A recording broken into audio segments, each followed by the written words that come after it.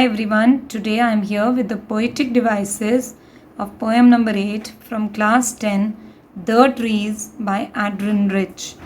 First poetic device is alliteration. Alliteration is the repetition of sounds at the beginning of words. For example, here sir is getting repeated in shines in a sky still open. So sir getting repeated. Long letters, l getting repeated. Leaves and lichen, l getting repeated. So this is alliteration. Second poetic device is simile. So when we compare two things using like or as, that's simile. For example, here long cramped box stifling under the roof is compared to newly discharged patient. So when we compare two things, it is simile. So here the poet is comparing those stiff bogs with newly discharged patient. So they are so stiff that they are almost like newly discharged patient who are coming out of the clinic doors. In the same way, the poet compares the smell of leaves and lichen like the voices in the room. So smell is compared to voices.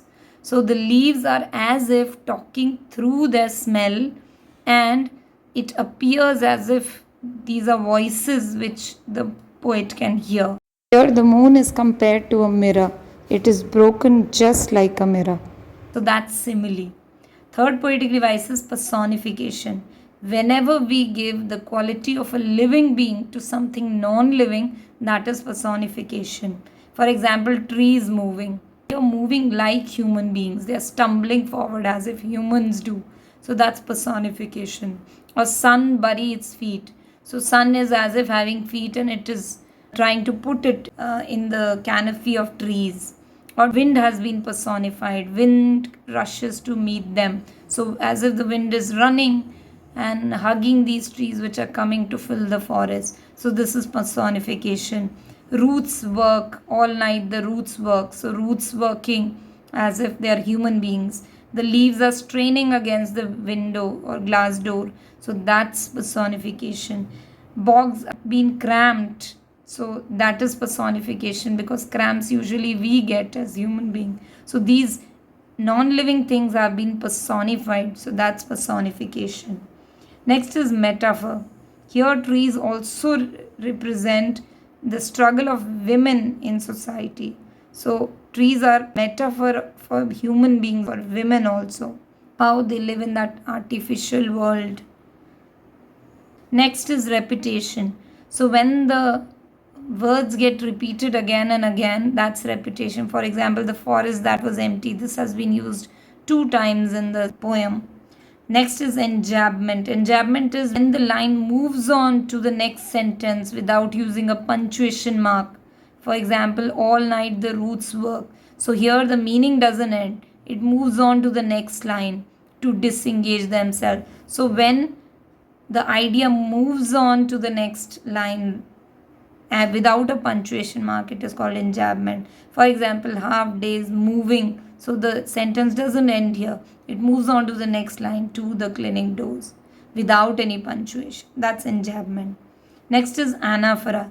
Anaphora is when the sentence starts with similar kind of words or phrases. For example, no insect hide, no sun bury. So this has been repeated. That's anaphora. Next poetic device is symbolism.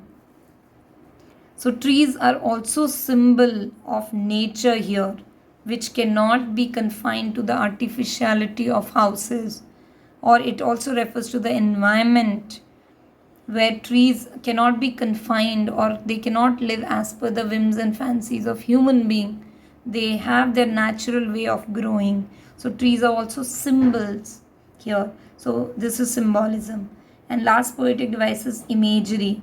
When we can make a mental picture of the words, or when we can form an image by reading those words, that's called imagery. For example, the moon is broken. We can imagine the moon broken because of the shadow of the trees coming in between. Or roots work. We can imagine roots working.